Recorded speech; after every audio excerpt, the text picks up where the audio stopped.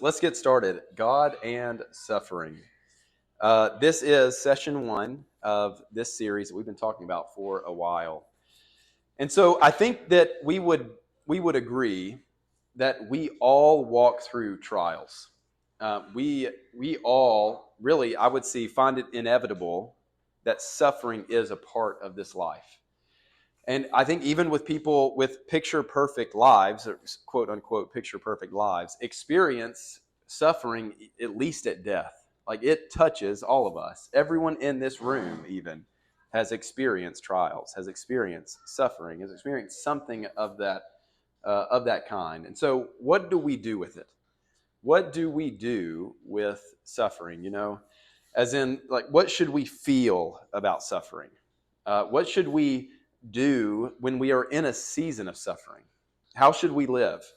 Uh, how do I understand suffering at the hands of a good and loving God who is allowing me to walk in this? How should I view God as He is orchestrating that in my life?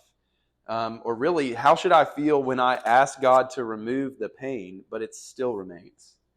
Like these are tough questions about suffering that we ask, that we should ask. And so these are some of the concepts that we're going to tackle over the next 3 weeks. And we're going to do it in three ways. Today, we're going to hit suffering and God's character and how those things connect, how those things intertwine. Next week, we will talk about our purpose just as humans and how our purpose as people created by God, how that helps us understand suffering and why we have to endure it.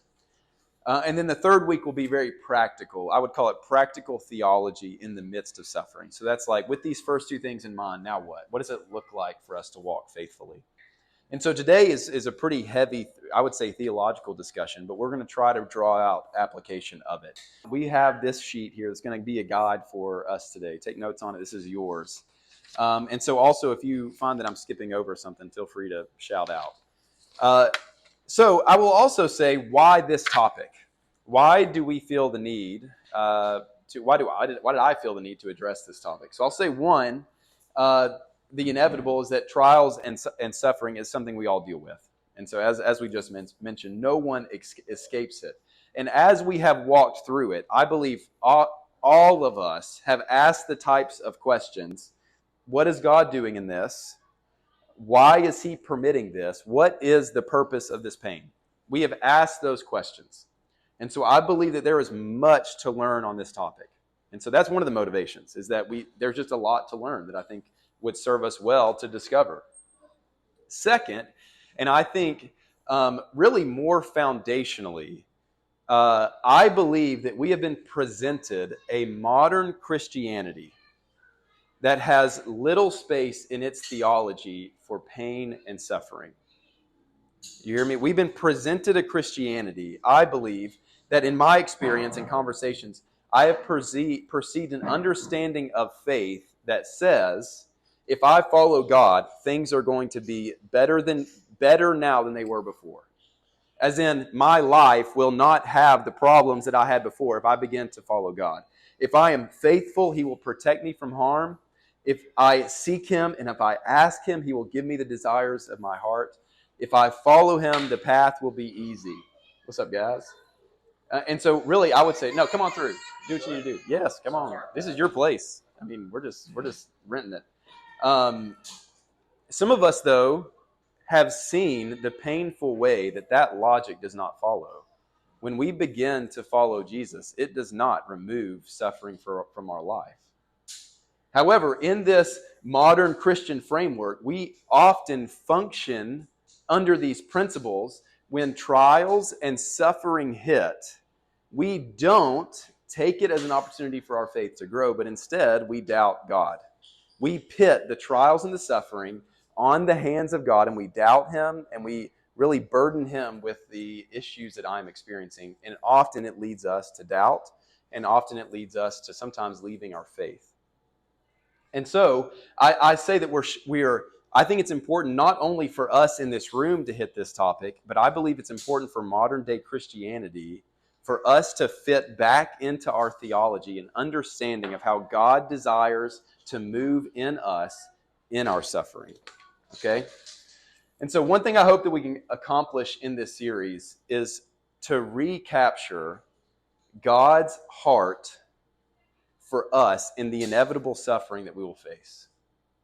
Not only that, but that we would also be equipped to joyfully persevere when we face them, and also see our faith not be hit as a result of trials and suffering, but that our faith would really deepen as a result of trials. That's the goal that we're trying to achieve here. Okay, so I want to say before we get started, we got two presuppositions here that I think are important. That's the first thing that you've got on your list. Because if we're going to have this discussion, we have to really state some assumptions that we're making that really make this conversation possible. The first thing is that the God of the Bible is the one true God. The God of the Bible is the one true God. God, as he is described in his word, is the one creator and sustainer of all things. He's not just one of many gods, and the Bible is not just one of many ways to understand the same God. No, we believe that the God of the Bible is the creator and sustainer of all things. And if that is the case, he is the one worthy of the authority to speak on this topic. As it relates to the topic of suffering, the creator and sustainer of all things has the authority to give instruction about it. So that's the first thing. The second thing is that the Bible is true and without error.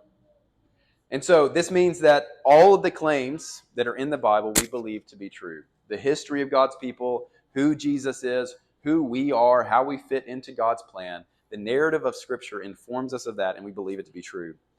And so if he is the one true God, and we believe the Bible to be his words to us, then what he says to us about suffering should be the main influence on our life of how we understand the suffering that we encounter. So those are the two things that I believe we need to be equipped to handle this, I would say, very heavy and difficult topic. And so, to show my cards, I believe that the Christian faith provides the most concrete and compelling argument of why suffering exists, the purpose that is held in it, and how we can endure it. Those are my cards. But I will say, please, we are open to your thoughts and your questions.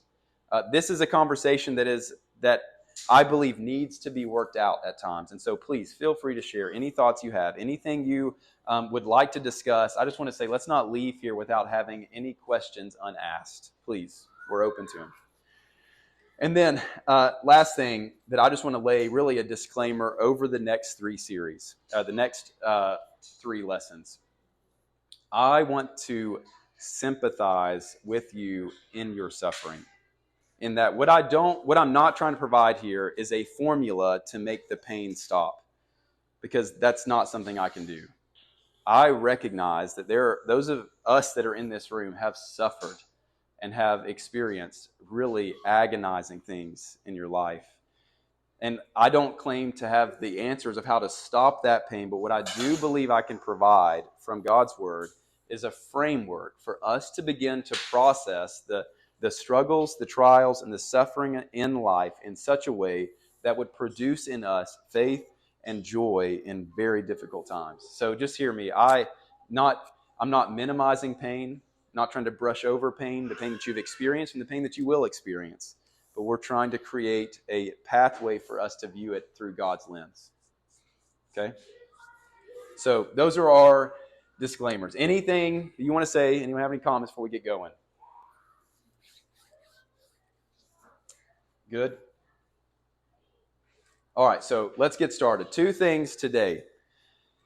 One, why is there suffering? And two, what is God's constant character even in suffering? So those are two things we're going to hit today. So first is the reality and the inevitability of suffering. The reality and the inevitability of suffering. So let's first discuss this question. What is suffering? How would you define it?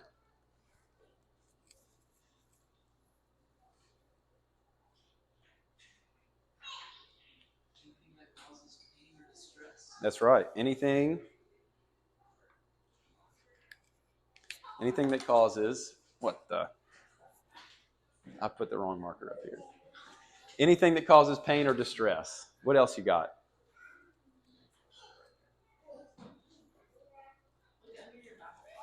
Here it is. I'm going to set this here so I don't do it again. Okay, so pain or distress. Anything.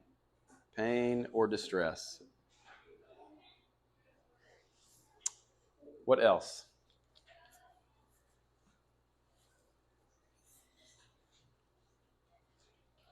It's kind of subjective. Yeah. You can't really compare yours to another. That's right. Subjective. So it is we can't compare suffering one to another. Like suffering for each person is real and painful, and no matter if what we consider them to be experiencing to be less than us. Yeah, I was thinking it's like the subjective actions that like deviate from our desired plans. Sure. Yeah. So like what we want to happen, whatever veers off of that could be considered suffering. Yeah.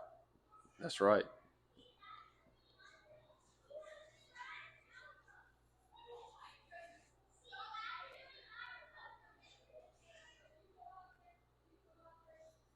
I keep thinking of Princess Bride. Life is pain. Oh, that's funny. Life is pain. There's truth to that.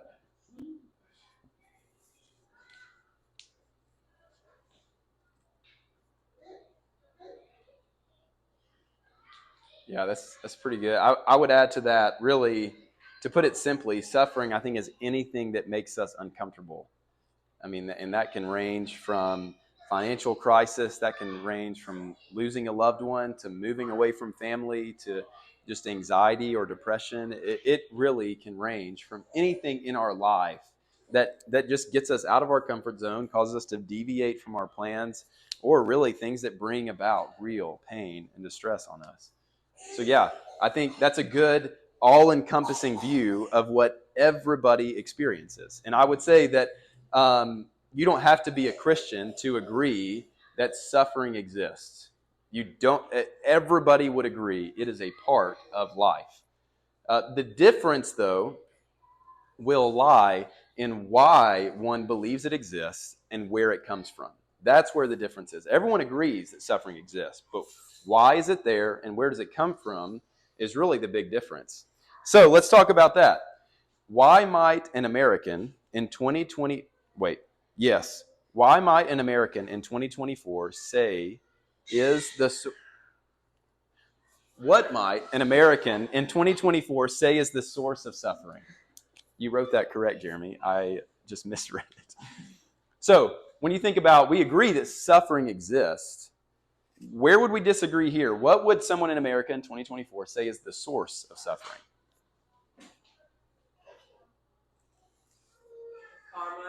Karma. That's right. You get what you get. Yep. So you put good or bad energy out, you're going to receive back whatever you put out. Yep. Everyone else. Everyone else. Yep. So it's external.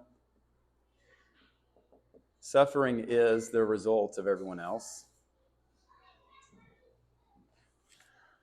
What else? People would also say you're not working hard enough. Sure. Yeah, you got to try harder.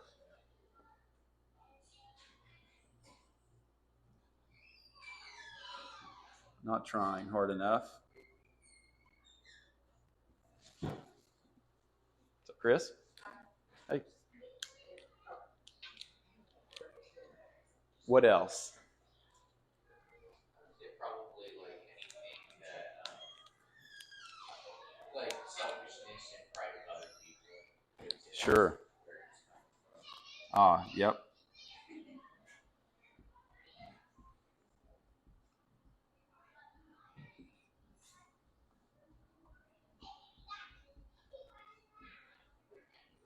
All right, what else?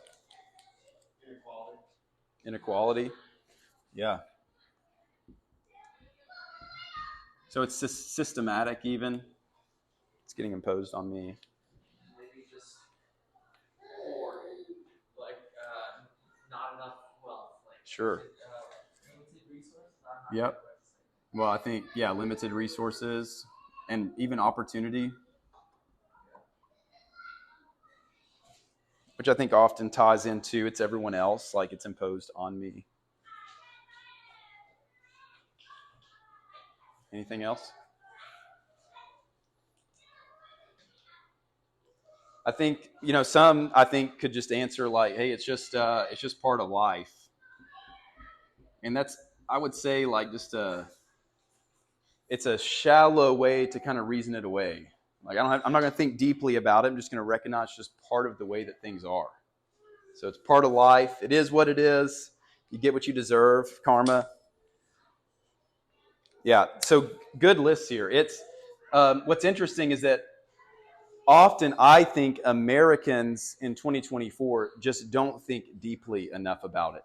They are content to write it off or just make an assumption about it that's not really thought out. It's just something that kind of pleases their mind. Part of life, karma, that's convenient. Karma, if I just do good things, I'm going to get things in back, like in return. But they're inadequate, ultimately, because identifying the source is essential. We need to think deeply about it because understanding the source helps us better understand what it is and how to deal with it. And so that's where Christians, we put a source to suffering. We put a source to suffering. So first thing there is that the root of suffering is sin. We believe as Christians the root of suffering is sin. Suffering flows downstream from sin. It is a result of sin. We talked about sin in great detail in our Ephesians study. If you remember when we unpacked Ephesians 2, where we talked about we were dead in our sin, dead in our trespasses. Sin really is intentional living outside of God's good design. That's one way I think that we could define sin. And the first example coming in the Garden of Eden, right? When God created people and they willingly lived outside of his will. And there we see sin. And so since then, the effects of sin have touched all people. And so if you remember that Ephesians 2 study, we said that sin extends to all people. It extends to all creation. We said that sin leaves us spiritually dead. Sin leaves us deserving of punishment. And it is the source of all evil in the world, including suffering. And so let me show you where I see this. I have tried to print these scriptures here for you to see so we can track with them together. Let me show you where I see this. Genesis 3. And just reading there, verse 6 and 7. So here we see the sin of man. Verse 6, so when the woman saw that the tree was good for food, remember God called them to live and he gave them one command, do not eat from the tree of eat from the tree of life. But when she saw that the tree was good for food and that it was a delight to the eyes and that the tree was to be desired to make one wise, she took of its fruit and ate. And she also gave some to her husband who was with her, and he ate. Then the eyes of both were open and they knew that they were naked. And they sewed fig leaves together and made themselves loincloths. Okay, then what happens? So we see God being disobeyed by Adam and Eve. They transgress against God's command. And then what follows immediately? Verse 16, to the woman, he said, I will, and I want you to hear this, I will surely multiply your pain in childbearing. In pain you shall bring forth children. Your desire shall be contrary to your husband. So you see pain.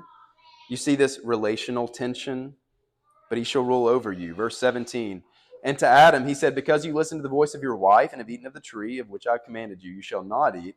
Cursed is the ground because of you. In pain you shall eat of it all the days of your life. Thorns and thistles it shall bring forth for you, and you shall eat the plants of the field. By the sweat of your face you shall eat bread till you return to the ground. For out of it you were taken, for you are dust, and to dust you shall return. And so what do we see downstream from sin? You see relational tension, you see pain, you see frustration, you see death, you see suffering. Suffering follows sin. This is the root. There is an evilness contrary to the goodness of God that exists in all of us and has plagued the world that we live in. And this is where suffering has its origin. Now, this is important because listen, the root of suffering is not God. Okay? As some will use it, I think, often to discredit God. If God is good, then why evil? Right? But it begins with the sin of man. It begins with the sin of man. And if suffering is downstream from sin, and we have all experienced sin or are plagued by sin, then we will all naturally also experience suffering. And so as humans, we're going to suffer. You will never show me a person on this earth that has not suffered. Now, what's I think also important to see is that God's word is not naive to suffering. So what you can't say is that the Bible presents a whitewashed, unrealistic picture of life. That's sometimes a jab that people will take at Christianity. They will say you ignore evil, and I would argue that the Bible paints a realistically or a painfully realistic picture of what life looks like in this world. And if you don't believe me, go read Judges chapter 19. I don't know if you've ever read it, but it is brutal. Or think about in the book of Exodus, where these midwives are tasked with the responsibility to carry these Hebrew women all the way to birth and deliver these babies, and they were tasked with then cutting the umbilical cord and drowning these babies before they're even put on their mother's chest. Like, that is real life that the Bible speaks of. Or you think about Paul's life in 2 Corinthians, or even consider Jesus. God himself was not excluded from suffering on this earth. The Bible paints a realistic picture. And so hear me on this. To think, and I want to hit again on how we have a current Christian theology that does not have space for suffering. To think that we should live a life free of suffering is not in line with the narrative of God's people. And it overlooks that Jesus, the Son of God, the Savior of the world, was himself seen as a man of sorrows. So let's just be humbled by the fact that we will not escape suffering on this side of eternity. Doesn't matter how much we wiggle out of it. Okay? However, does God leave us there to walk alone? Absolutely not. Now, in the rest of our sessions, we're going to really hash out God's heart and God's plan for us in our suffering and his desire to redeem it for his good purposes. And so we're going to start with his character. Does anyone want to add anything before we move to the next thing?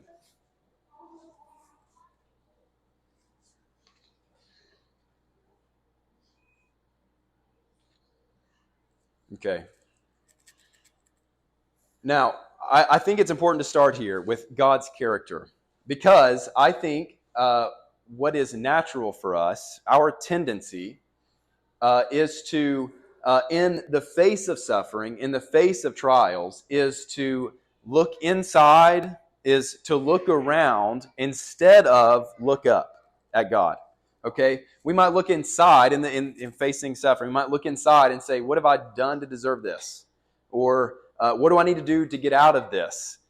We might say, or maybe we have coping mechanisms where we try to avoid the pain, suppress the pain. We may even say that this is just to make me stronger and to build me up and make me more resilient. Sometimes that's a response to suffering. So we may look inside.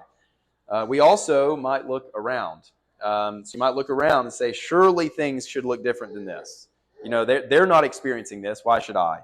Or someone else needs to pay for this. This is someone else's responsibility.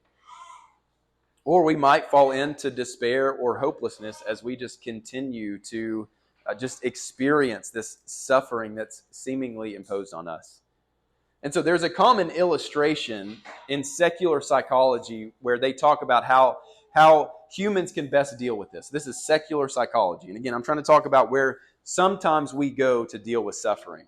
And this is the illustration they use. It is the metaphor of a person floating adrift at sea, and they're talking about the different responses that we can have. So if the sea is the suffering and you are there are certain pitfalls that we can fall into. So they were saying, one, the first thing you can do is you can cling to anything that will keep you afloat. A driftwood or anything that's in the ocean that'll just keep you above the waters. And they would say this is distracting ourselves from the pain or growing numb to the pain. This is refusing to process the pain, they would say. And on the other end, there's this pitfall where you just give up and you drown. And so they talk about how there is this solution, they would say, where you learn to swim. You learn to tread the waters. You learn to go with the waves of the ocean, and you endure the suffering. And so that is the framework in secular psychology of how we should deal with suffering. However, what about when the waves will not stop and they overtake us? Or what about when we watch someone we love be overtaken by the waves? Or what if there is no shore in sight? There is no end to the storm. What if your body gives way and you can no longer swim? There is a point where we recognize that there are limited ways that we can deal with suffering, but they will not carry the weight of eternity. So that's the next point there on the slide. The limited capacity of our coping mechanisms will never be an adequate method to process the eternal weight of suffering. So let's just go ahead and say it, that we can look in, we can look out, but there will be no adequate way for us to rightfully process suffering until we look up and recognize that God's eternal, consistent character is where we can find hope in trials. Okay. And so I will say this is more than just like praying when pain hits. You know, it is much deeper than that. This is a deep well of truth of God's character that we internalize so that when we experience pain, we can lean into the truths that we know about God in those moments. This is leaning into God's character. And it starts with knowing who God is as He is revealed to us in His Word. And so let's get that. We're going to talk first about God's holiness. So, first, this is not an exhaustive list of all of God's character traits. These are just several character traits that I believe to be helpful in understanding this discussion around suffering. So, first is God's holiness. Now, we've put the Merriam-Webster Dictionary, which is a secular definition of what holy is. It is exalted or worthy of complete devotion, as one perfect in goodness and righteousness. So it's a secular definition, but it certainly fits. God is exalted. He is worthy of complete devotion. And listen to this. He is perfect in goodness and righteousness. He is holy. And in his perfect holiness, I think a good way to put it is He is unable to sanction sinfulness. He is unable to look over it. The prophet Habakkuk says, "Your eyes are too pure to look on evil." You cannot tolerate wrongdoing. That is how God interacts with sin. God is too holy to look over or tolerate sin. And I think this is not to be mistaken with the idea that God cannot be in the presence of sin. Because I think sometimes we misunderstand what is being said by that. Because God can certainly be in the presence of sin. He indwelled Himself on this earth, and He walked in sin. He experienced suffering. He indwells in the heart of Christians. He can be in the presence of sin. But what we do know is that the problem of sin, God does not leave undealt with. Like, He cannot look over the problem of sin because He is radically holy. And this is holiness. And so where do we see this? I've tried to give us a few passages here that we'll go pretty quick through. Just that God is holy. Exodus 15. This is the song of Moses as he is heading out of bondage in Israel. He says, "Who is like you, O Lord, among the gods? Who is like you, majestic in holiness?" Okay, so He is majestic in holiness. He is a higher power of holiness than we have ever experienced. Psalm 29, verse 2. It says, "Ascribe to the Lord the glory due His name. Worship the Lord in the splendor of holiness."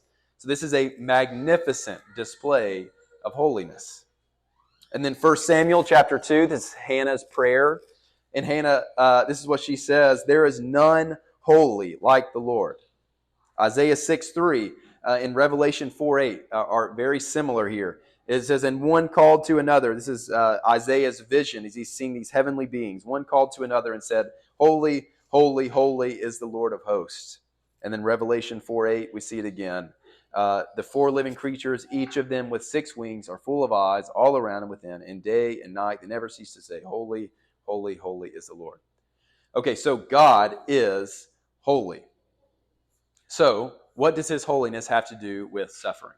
Why does that connect? First, I want to remind us, as we just mentioned, that God is not the source of suffering. God is not the source of suffering. Sin and its consequences are the source of suffering. Sometimes suffering, and I think that we experience, and the reality that we observe around us, cause us to doubt God. Right? We talked about that. So it is a common reaction to look around at what is being experienced, specifically in other parts of the world. I think the overwhelming reality of poverty in the slums of India. You think about that there is a sex trafficking business and it is profitable. You think about the war that's going on currently between Israel and Gaza, and that it's taking the lives of innocent people. It is common to look at those realities and say, God, how could you do this? It's common. However, understanding that God is holy helps us see that this pain and brokenness is not rooted in God, but is rooted in sin.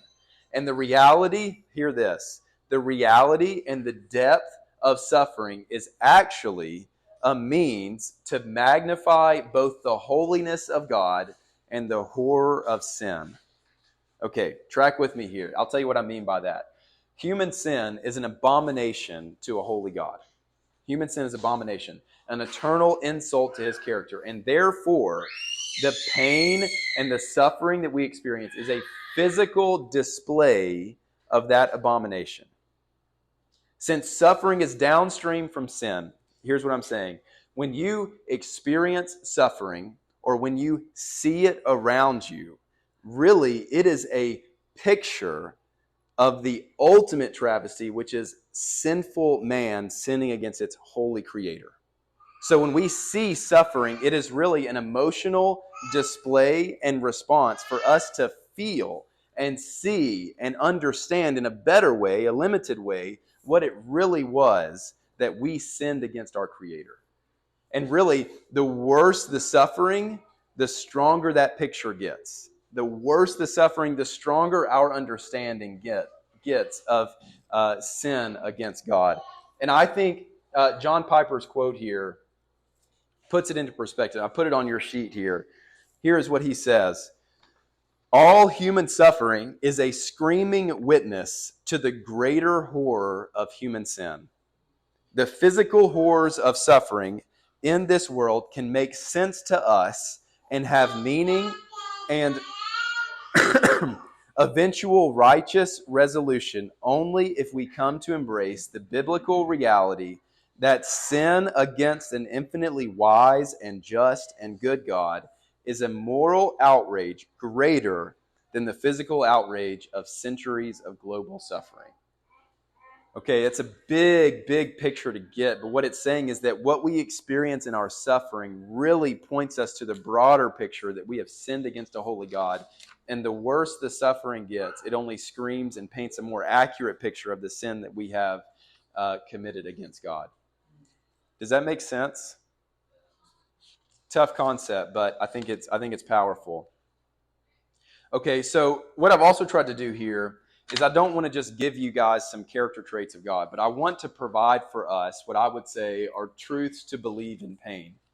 And so I want us to take these character traits and really be able to apply them in suffering. So the first thing that we see here is that when we are hurting, when we are experiencing suffering, the first thing we can do is remind ourselves that, one, God is not the source of suffering. So we can stop blaming God. We can stop pitting him as the enemy. We can stop using our suffering as a case to not believe in him anymore. So that's first. God is not the source of suffering. And the second thing, just as I mentioned, the suffering we see and experience magnifies the holiness of God and the sinfulness of man. And so when I think about, we spent some time in India several years ago, and I remember when we were in one of these villages, there was a woman who was just like beside herself, and she was holding her baby who was barely able to breathe, and she gave this baby to Kayla and said, "Please pray to your God that it would survive." And so I remember Kayla holding this baby in tears, asking God to save this little baby who couldn't breathe.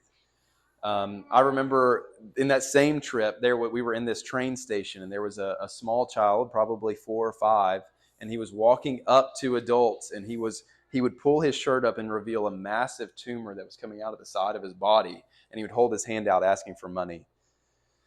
Even today, I heard a story from one of my friends whose grandmother, who was in her 70s, was sexually assaulted and murdered last week. A 70-year-old woman. In those things, understanding that God is holy and not the source of sin and suffering, we are drawn not to say, "God, what have you done?" But instead, we are drawn deeply to say, "God, this is broken. Will you restore this?" See, there's a difference there. The way that we understand the source of suffering helps us able to process when we encounter it. So that's the first thing. God is holy. All right, next thing. Does anyone want to add anything to that before we keep going, or any questions?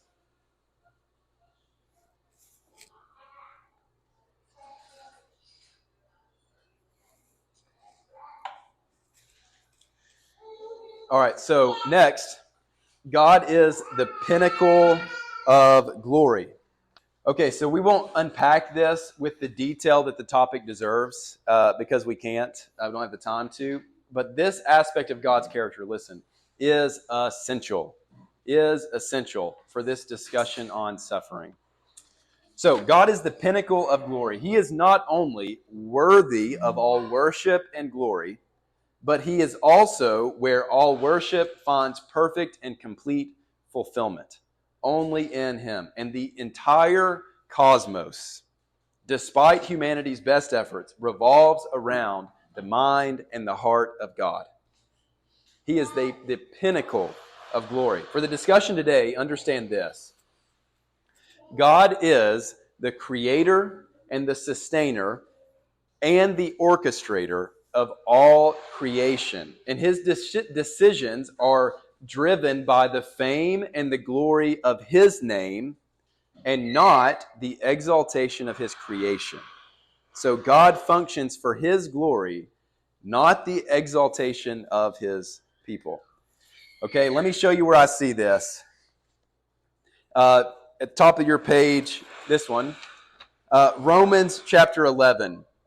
This is the NLT version. I love how Paul says it.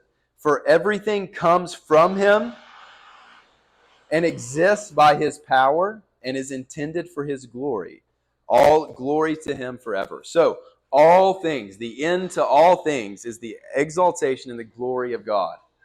Ephesians 2, it says, and just the underlined portions, according to the purpose of his will. Verse 9, making known to us the mystery of his will, according to his purposes. Verse 11, to the purpose of him who works all things according to the counsel of his will. Okay, so we see that he has a prevailing will that supersedes our will. And then Psalm 23, man, I love this. Psalm 23, I don't know if you've ever noticed this. If you read that verse, starting in verse 1, the Lord is my shepherd. I shall not want. He makes me lie down in green pastures. He leads me beside still waters. He restores my soul. He leads me in paths of righteousness. Why? For his name's sake. So God, even when he brings about great and glorious things on our life, it is still to the glory and fame of his name. Even when he does good things in our life. That is profound. Our life has a greater purpose than our plan for it. It serves a grander purpose, and that is to bring glory to God. Now, I love how Matt Chandler said, as he was preaching through Psalm 23. He said, remember, God is for God. And that statement changed my life. God is for God. That's how he functions. And so this is important because we tend, I believe, when God orchestrates circumstances differently than we might orchestrate them, I think what tends to happen is that we begin to doubt, why would God allow this? Like if I was drawing this up, I would certainly not draw it up this way. If I had my best interest in mind, I would not draw it this way. But truly, I think this understanding of that God functioning for his glory provides insight into some of the purpose behind suffering. Because, listen, if God works all things according to his will and according to his glory, there must be a God-glorifying purpose in suffering. And when we understand that, we begin to be able to ask questions in the midst of suffering, not, God, why are you doing this? You said you'd do something different. I thought you were for my good. Instead, we begin to ask questions like, God, what are you trying to refine in me as a result of this? God, how might I glorify you in this? Understanding this reshapes the questions that we ask and what we ponder on in suffering. And we're going to unpack this in great detail next week. But I love, again, another John Piper quote here in blue. Is everyone on this page? Have I skipped ahead? Sorry if I'm losing you. I just want you to listen to this. If we're going to see God as good and just and wise, we have to undergo such a profound mental and spiritual Copernican revolution of mind and heart, so that God ceases to be a planet circling the sun of humanity and becomes the massive, blazing, glorious sun at the center of the solar system of all things. Okay, so does anyone, any science majors or just people who are historically minded, remember who Copernicus was? Who was he? What did he do? I think he's the one that said that Yep. the Earth revolves around the sun. That's right. So before Copernicus, we all believed, I say we, those guys, they believed that the Earth was the center of the universe and everything around it revolved around the Earth. And then Copernicus comes and says, hey, that's not right. But instead, it is the sun at the center, and it is the rest of the cosmos that circulates around the sun.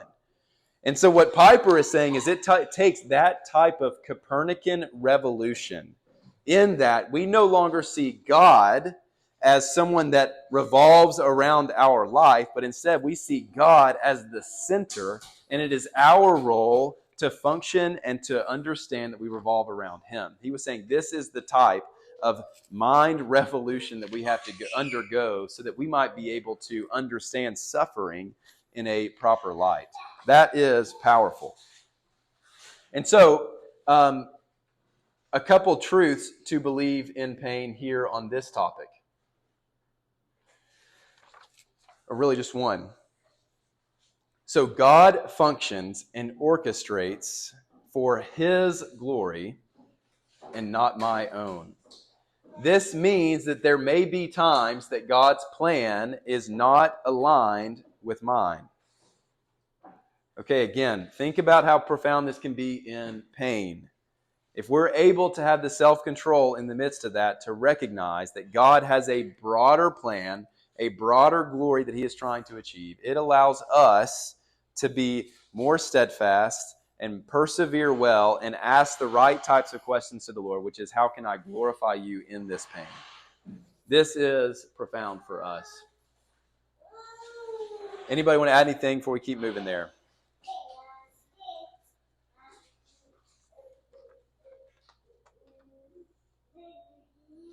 Okay. So next thing, God is eternal.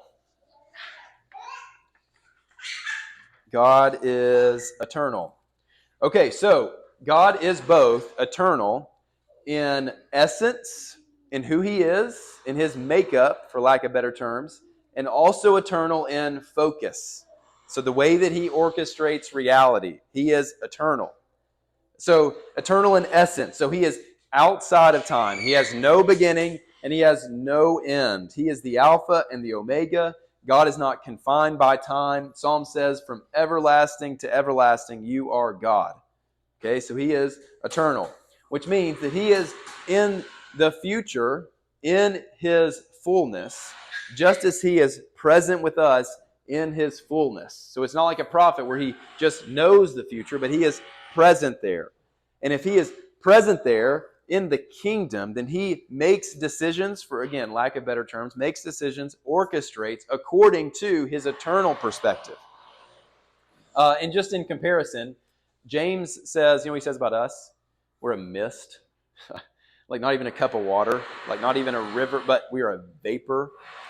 And so there is a difference in our perspective in who we are and who God is and how he functions. And so since we are limited in this way, there are times where we are not going to be able to see or understand the reality that God is putting us in. That we're not going to be able to see its full picture. And so maybe you remember the imagery of the tapestry that we used in Ephesians, where we talked about how a tapestry is beautiful on the front, but on the back, it's just like this bunch of disconnected threads and cut knots and things that just on the back seem to show no picture, which is often the view that we get of our life, where things are happening to us and we're unable often to connect the dots. But on the front side of the tapestry, which is what we believe God sees, it is a beautiful, complete picture in which every thread that was put in was intentional to serve the purpose of the final product, namely that we would be made into Christ's likeness. And so we have the imagery of the tapestry. I think also Augustine would talk about stained glass, or what are they called in churches where they're like beautiful? Is it stained glass? Okay, yeah. If you're right up against stained glass, you may see a few colors, you may see broken glass, but it is hard to see its beauty until you step back and you're able to see the full picture all in one. And in our limited mindset, we cannot get far enough back. In our limited mindset, we cannot see the picture that God sees with an eternal mindset. And so the idea also that we have to submit our life to another authority. So when you think about this, God is eternal. What we're going to see in a second is that God calls his people, his creation, to align themselves under him. And that is something that does not settle well with 2024 America. That we would have to align ourselves under anything, anybody, anyone else. That just it's so contrary to the DNA that we have been shaped and molded into. However, God is accustomed to reasoning with us in this way. So if someone might say, like, why should I submit to God? Like, why should I believe that his way is better? Why should I believe that his glory is better to function than my glory? Well, I will say he has reminded his people before. A couple passages here. First one is Daniel chapter 5. I don't know if you're familiar with this story, but King Belshazzar has this weird handwriting on the wall that magically shows up. And he's like, this is weird. And he says, I'm going to get Daniel in here to see if he can interpret it. And Daniel comes in and he says, hey, man, your dad, King Nebuchadnezzar, like God humbled him. He was really prideful and haughty. God humbled him and he was usable by the Lord. And so Daniel then begins to talk about Belshazzar's pride.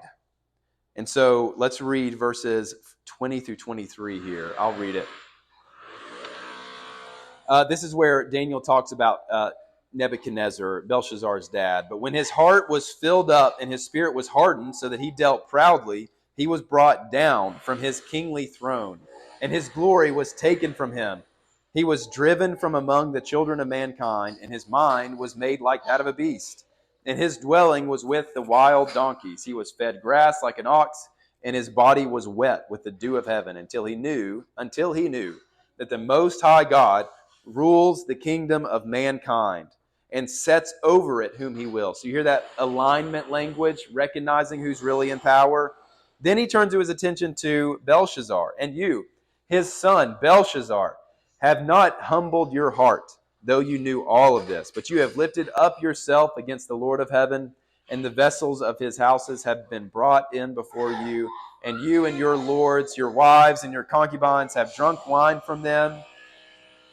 And you have praised the gods of silver and gold, of bronze, iron, wood, and stone, which do not see or hear or know. But listen to this. But the God in whose hand is your breath, and whose are all your ways, you have not honored. So again, he's trying to tell the king, look, you don't take a breath outside of the power of God. And Job, I love how God addresses Job, because Job experiences unbelievable suffering, likely suffering that none of us will ever experience. And Job has issues with it. Like, why would you do this, God? I don't understand why you would do this. This is what he says, Job 38, starting in verse 1. And this is just a portion of God's response. Then the Lord answered Job out of the whirlwind and said, who is this that darkens counsel by words without knowledge? Dress for action like a man. I will question you and make you known to me. And so he's basically saying, hey, Job, stand up. You're about to experience it. Verse 4, where were you when I laid the foundation of the earth? Tell me if you have understanding. Who determined its measurements? Surely you know. Or who stretched the line upon it? On what were its bases sunk? Or who laid its cornerstone? When the morning stars sang together and all the songs of God shouted for joy? Or who shut in the sea, the doors, when it burst out from the womb? And so as you see, God is just saying, look, you are questioning why I'm doing what I'm doing, but where were you at when I created all things?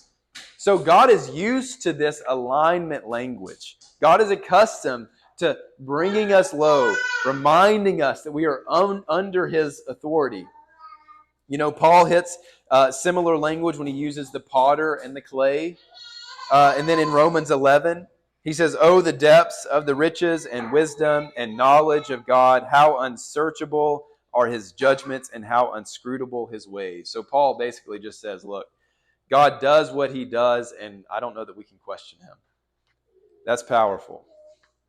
And so I believe that we need to recapture a high view of God and a realistic view of man.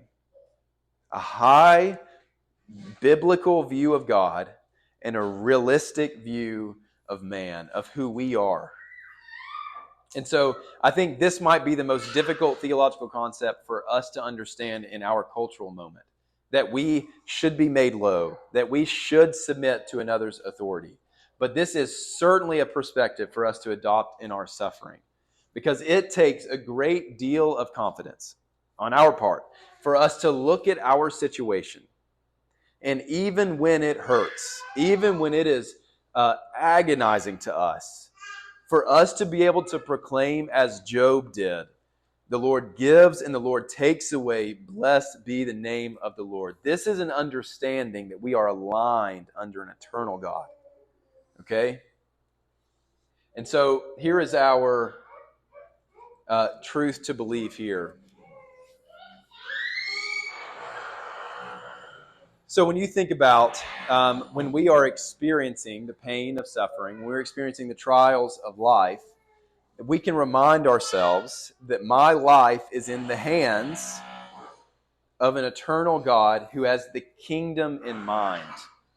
And so let this season of pain, of suffering, draw me to dependence and not doubt.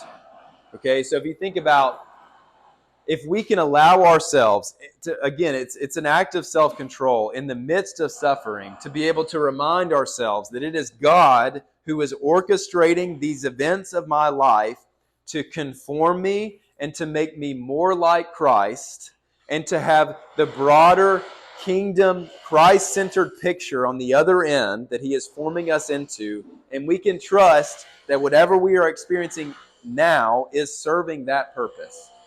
That is like I said, it's an act of self-control, but it serves us well in those moments.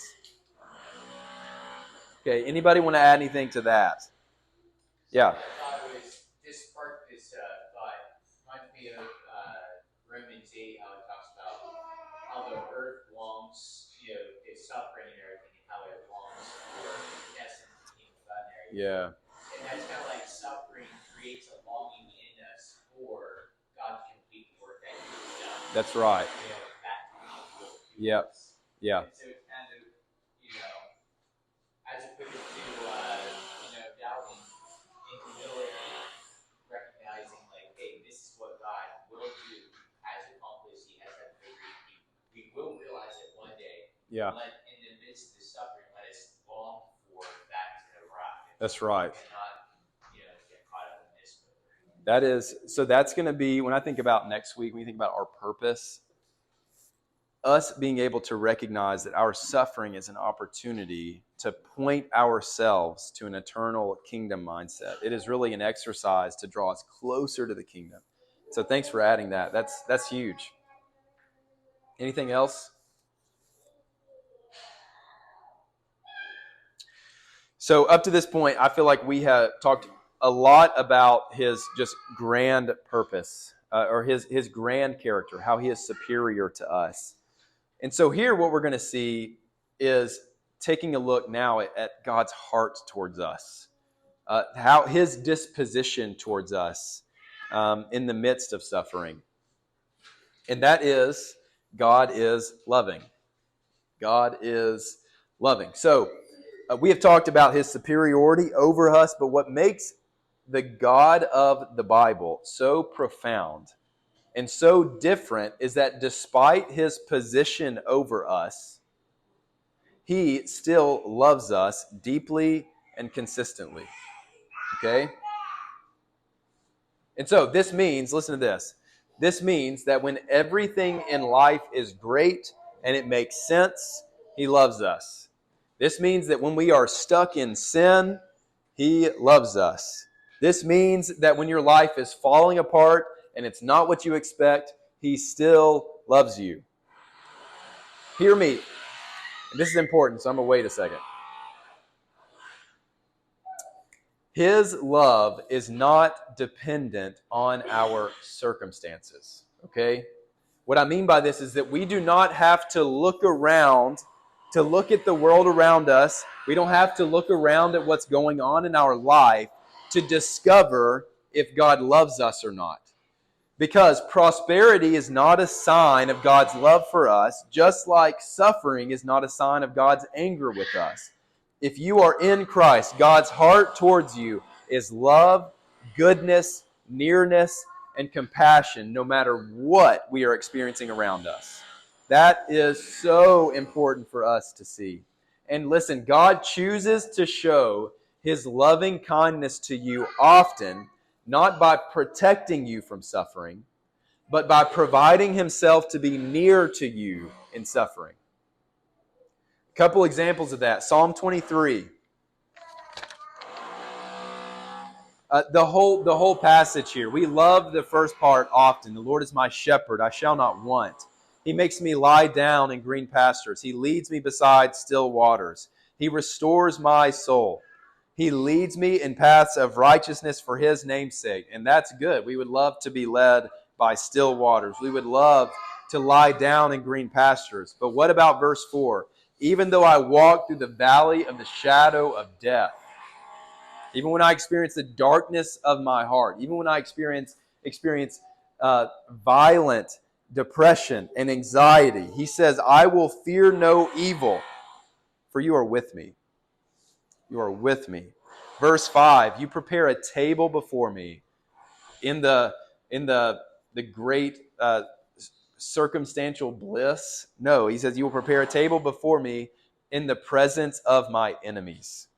Verse 6, surely goodness and mercy shall follow me all the days of my life, and I shall dwell in the house of the Lord forever. And so what I love about this is that he says, goodness and mercy shall follow me because your presence follows me, whether I am experiencing good things or the most traumatic suffering of my life. So he is saying, it is your nearness in suffering that causes me to know that you are loving. Another one that I love, Jesus himself, John 11. This is when Lazarus, his friend, dies. Verse 32, chapter 11.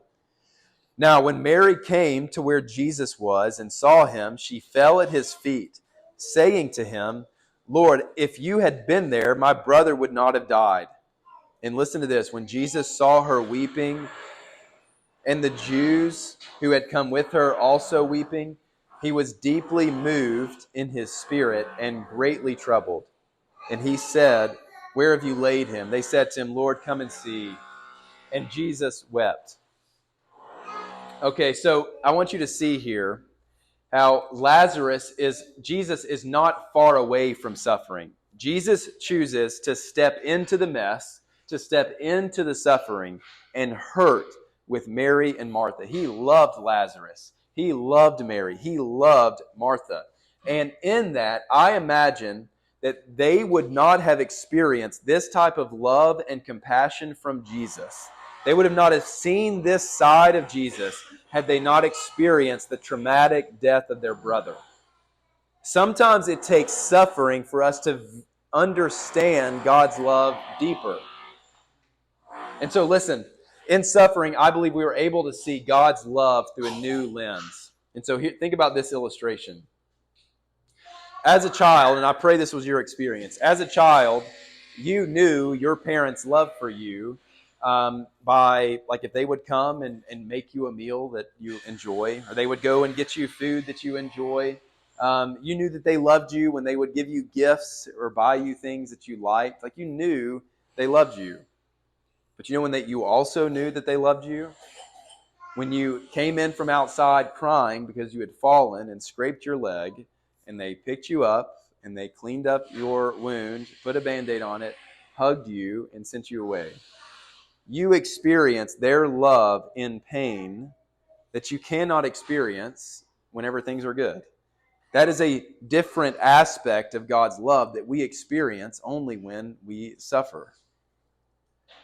And so when we are hurting, I believe, one, when we are not hurting and things are good, we love God and we are able to worship Him because He provides for us, because He gives us the blessing of good relationships, and He gives us good health, and we see Him as good and worthy of worship in that way. But when we are hurting and we are suffering, we see His love in the way that He comforts, in the way that He is near, in the way that He mourns with us, in the way that we are in pain and He resonates with it.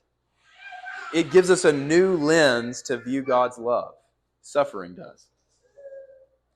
And so let's discuss this question, though, because we have the opportunity to experience God's love in suffering, in pain.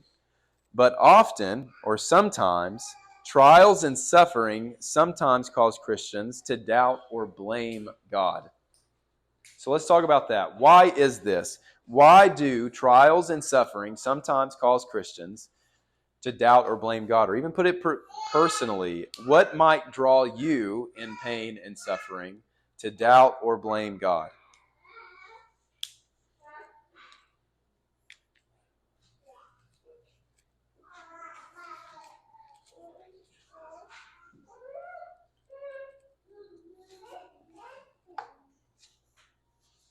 Yeah. You don't experience any of what was talked about today. There you go. Comfort or nearness or Thank you for being honest, because that's true. You don't feel it.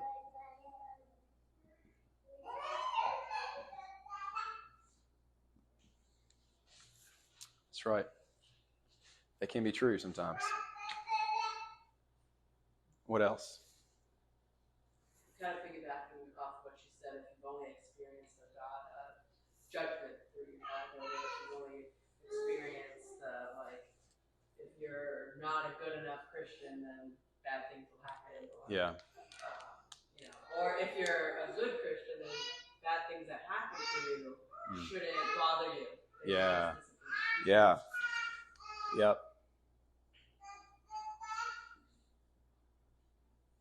Yep. So a misunderstanding or a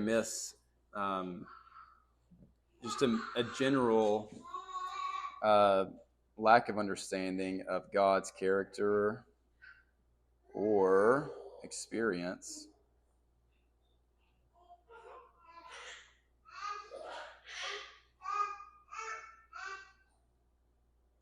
What else? And sometimes when your love for your desire is actually greater than your love for God's will for your life, then it becomes an issue. It's like, Yeah. you know, God might have this period of suffering for me, and I know that God's good. I know that He has a plan in it, but I kind of want what I want, and because I do, I'm going to start having issues with God because of that. Sure. And that reminds me of the false god type stuff that goes on within us. Like the hardest suffering sometimes for us is self-inflicted of trying to get out of a certain addiction or a certain sin or a certain this or that. So it's like that warring.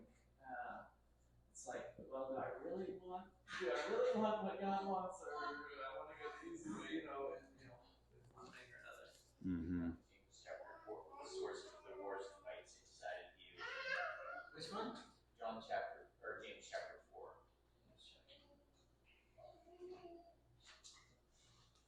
Oh yeah. Yeah, what else? I think it's a similar way that it is with spin out, right?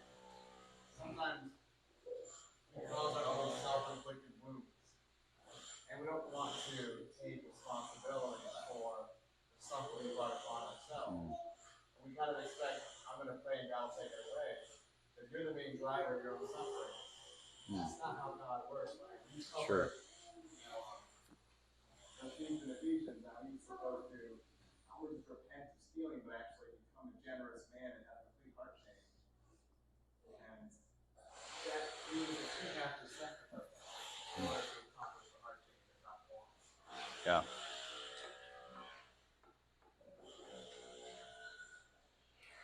I think this goes back to kind of what we were talking about before, like understanding that God is all-knowing and all-powerful. And yes, He isn't like the source of suffering, but He allows suffering. I think that like sometimes maybe just a tricky thing to portray, I guess. Like how He is a good and loving God, and still these things are happening. Just that. Yeah.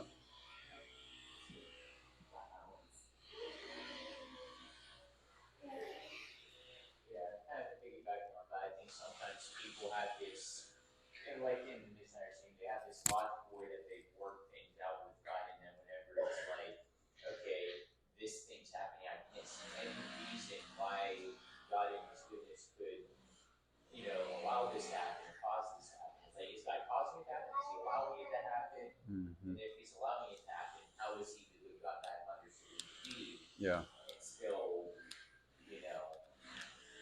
Yeah. allow something like that. Man, this question is huge. I mean, these are real things, because this is also not like some only what other people feel. Like I have been tempted by all of these things before, like not feeling comforted by the Lord, by maybe my priorities being misaligned, or giving myself to my own desire. Like, this is real stuff. Something that comes to my mind with this is it's a tough discussion, but I would say that there is a difference between God's character and God's capabilities. God's character being those things that are constant about God, no matter the situation. That He is holy, that He is eternal, that He is loving, that He is fill in the blank. These things are constant. Then there are also capabilities that God has. Now, that's a limited human word, like I am not capable to fly because I can't. God is not limited, but when I say capable, these are things that He chooses to do or not do. And sometimes I think we mix up God's character and His capabilities. So you'll hear this often in saying, like, God says he is a healer, but he hasn't healed me. So why? I thought he was a healer. Or God is a way maker, but he's not making a way here.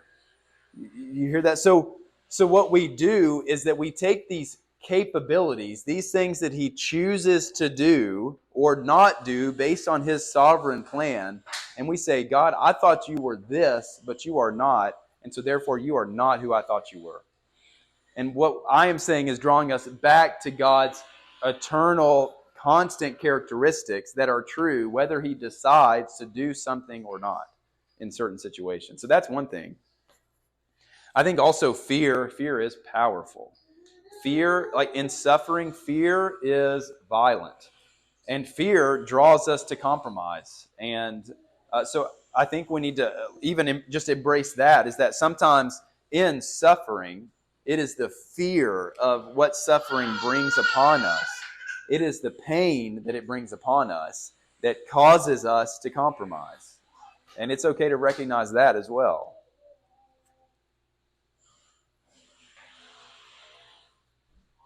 Anybody want to add anything else?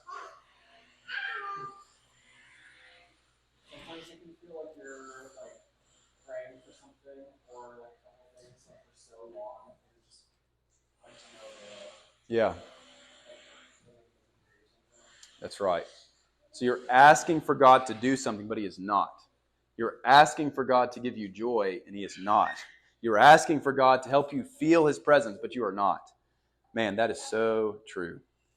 And we'll talk a little bit next week about how our emotions fit into this, because, man, that's tough. It is tough to also recognize like that our pain and our suffering serve a broader kingdom purpose that we may not feel satisfied until the moment that we're in the throne room. But before that, we're going to experience pretty consistent pain and pretty consistent suffering. So thanks for sharing that, Jeremy. And I will, I'll share this. I feel like as I thought about this, one of the most real ways, or as close as I could come to understanding God and his heart towards me in suffering, took me back to a moment about 5 years ago where our oldest, Grayson, was really sick. And we had to take her to the emergency room, me and Kayla's mother. And she was just dehydrated, and she was just throwing up and wasn't able to keep anything down. So we take her into the emergency room, and they take her back, and they said, hey, let her drink this Gatorade. If she drinks it and keeps it down, she'll be fine. And so she drinks the Gatorade, but she throws up. And so they said, okay, we got to put an IV in her. And what happened next will forever be ingrained in my mind.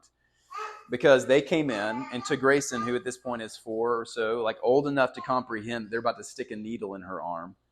And she feels terrible. And they say, Mom and Dad, I need you to hold, or Mom, and it was Dad and Kayla's mom, which Kayla really got out of that one.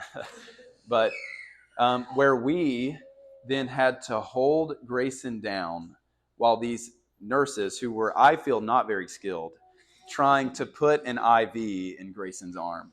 And I remember holding her by her shoulders, right above her, and I was looking at her eyes, and I'm holding her down, and she is trying all that she can to get out, and she is scared, and like she is so upset with me. And she told me, Daddy, tell them to stop. And I had to hold her down and say, Grayson, you need this. It's for your good. You're sick. Like, trust me. And I believe in those moments that we get a better picture of what God's heart towards us is in suffering. He is there with us in his tears. He's saying, look, I love you. You got to believe me. It's for your good. It's producing something in you. But we have to be willing to look to him and trust him. We have to look to him and say, I'll endure it because I know you know best. And man, this is a reminder for us that we have to be able to trust his character even when we don't feel it. And that is the challenge of suffering, is that we have to be willing to believe more than what our emotions are telling us. We have to be willing to believe that God wants what is good for us, and sometimes what is good for us hurts. And so that is what I believe his character can serve.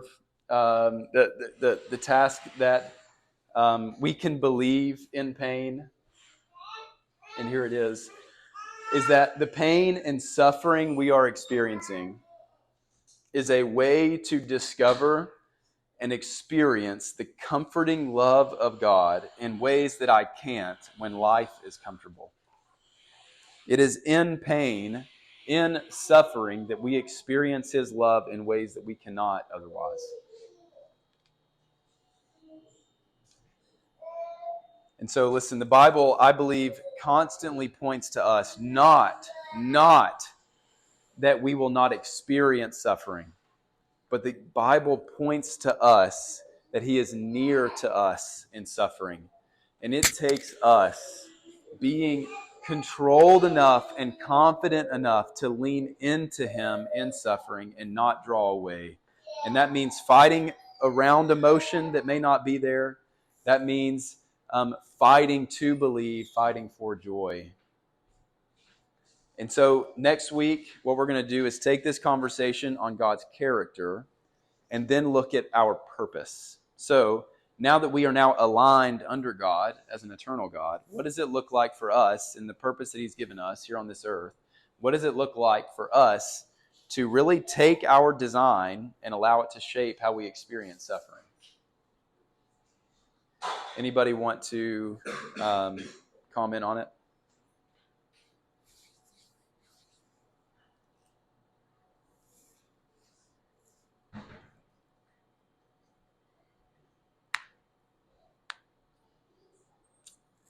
All right, we're going to really just pause the conversation. We got 2 more sessions of this. If you have any questions or thoughts or even things that seem to be left untied, like feel free to let's talk about them.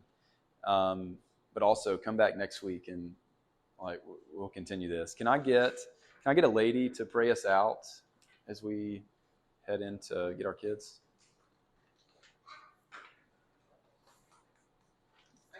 M's got it. Dear God, I just thank you for this night and that we're all just come together and just remember who you are, Lord. That you're holy and good and loving and kind. And that you're near to us, Lord, in all seasons and all circumstances. That is a comfort. And I just pray that we would draw near to you and depend on you in good days and bad. Thank you so much that you also give us people to do life with.